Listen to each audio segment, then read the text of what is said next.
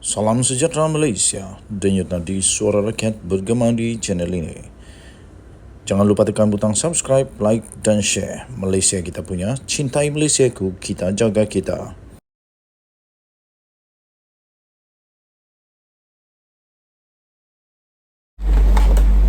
Salam sejahtera Malaysia, denyut nadi suara rakyat bergema di channel ini. Tiba-tiba sahaja, Timbalan Ketua Polis Negara membuat satu pengumuman yang memang mengejutkan seluruh Malaysia. Ayub Khan telah mengesahkan perkara ini. Beliau adalah Timbalan Ketua Polis Negara sekarang ini. Beliau mengesahkan bahawa 14 pegawai, 14, bukan 2, bukan 3, bukan 4, bukan 10, tetapi 14 pegawai dan anggota polis bersama 2 TPR telah ditahan. Timbalan Pendakwa Raya. Berita ini daripada hmetro.com.my. Timbalan Ketua Polis Negara Datuk Seri Ayub Khan Maidin Piche telah mengesahkan bahawa seorang pegawai kanan dan 13 anggota polis telah ditahan dalam satu serbuan Jabatan Integriti dan Pematuhan Standard atau JIPS Bukit Aman di sebuah pusat hiburan sekitar Seremban Negeri Sembilan pagi semalam. Ini membuktikan bahawa polis Diraja Malaysia memang menjalankan tugas dengan amat bagus. Tak kira siapa, tak kira kedudukan, salah tetap salah. Timbalan Ketua Polis Negara tak mengambil apa-apa pun, pilih kasih kah, salah guna kuasa kah, ataupun apa pun yang tak betul. Tapi siapapun, sama ada pegawai kanan kah, Timbalan Pendakwa Raya, malahan Timbalan Pendakwa Raya turut juga ditangkap, ditahan sekiranya terlibat dalam kesalahan. Ini buktinya Polis Negara Malaysia memang menjalankan tugas terbaik. Menurutnya, turut ditahan dalam serbuan itu adalah 2 orang lagi Timbalan Pendakwa Raya TPR. Katanya, seorang lagi anggota polis telah dikenakan tindakan tata tertib kerana didapati turut berada bersama mereka ketika serbuan terbabit. Katanya dalam kenyataan itu, seramai 14 daripada 15 pegawai dan anggota yang diperiksa di premis itu didapati positif dadah. Waduh. Manakala 2 lagi penjawat awam yang ditahan juga positif dadah.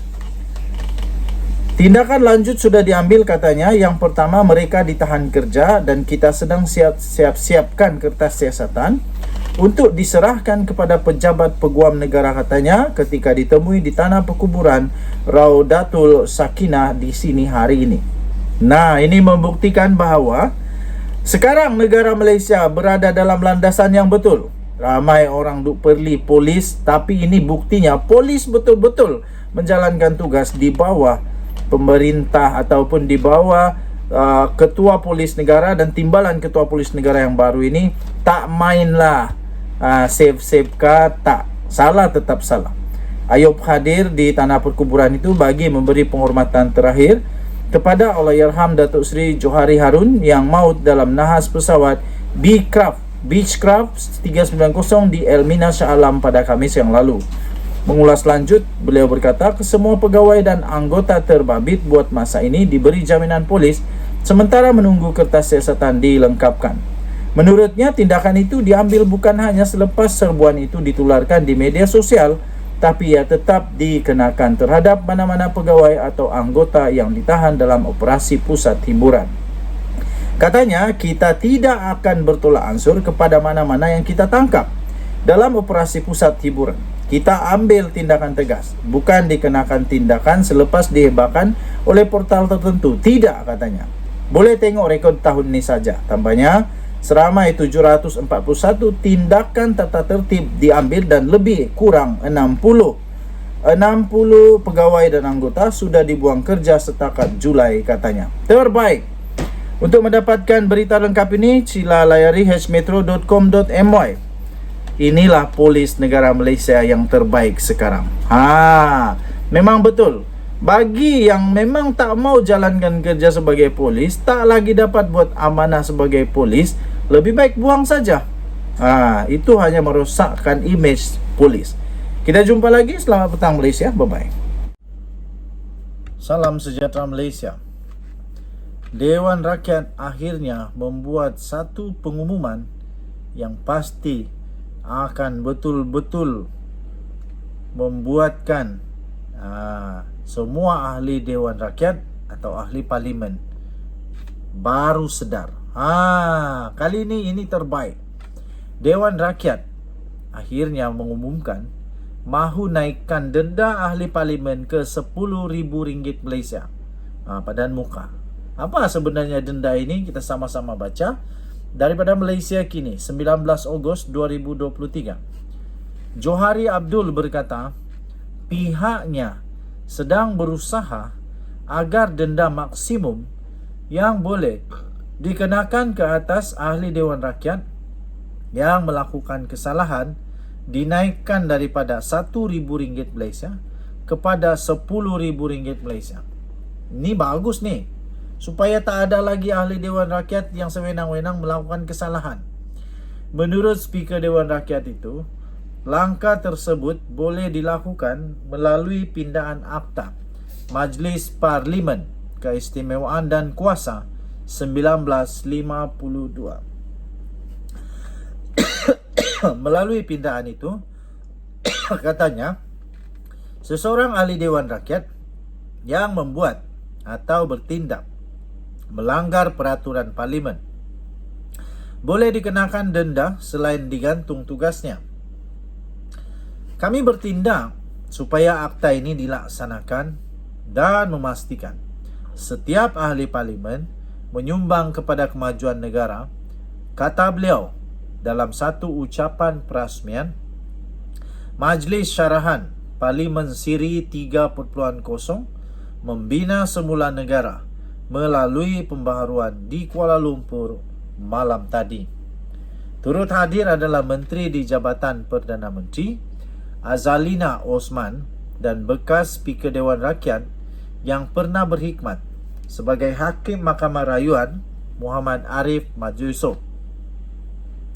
Johari berkata dia turut berharap agar akta perkhidmatan parlimen akan dikembalikan semasa dia memegang jawatan sebagai speaker. Akta itu pada dimansuhkan pada 1992. Sementara itu, Azalina menekankan bahawa kehadiran ahli parlimen yang buruk di parlimen perlu diketengahkan segera dan dianggap sebagai sesuatu yang membimbangkan negara. Selain daripada tindakan yang lebih tegas terhadap ketidakhadiran ahli parlimen, Azalina juga menggalakkan agar lebih banyak penyertaan awam supaya rakyat mempertanggungjawabkan ahli parlimen masing-masing. Saya amat setuju dengan cadangan ini supaya dikuatkuasakan denda yang lebih besar supaya ahli-ahli parlimen taklah suka-suka buat kesalahan. Taklah senang-senang dia buat salah, tapi mereka ini akan lebih berhati-hati. Kerana mungkin bagi mereka RM1,000 itu amat sikit. Jadi baguslah naikkan RM10,000. Kalau boleh banyakkan lagi. Supaya mereka ini jadi rajin. Mereka dipilih jadi ahli parlimen, lepas itu tak rajin pergi parlimen. Nak buat apa macam tu? Rakyat mahu suara daripada rakyat sampai di parlimen. Itu yang diharapkan oleh rakyat. Denyut nadi suara rakyat bergema di channel ini. Jangan lupa tekan butang subscribe, like dan share. Malaysia kita punya. Cintai Malaysiaku, kita jaga kita. Bye-bye.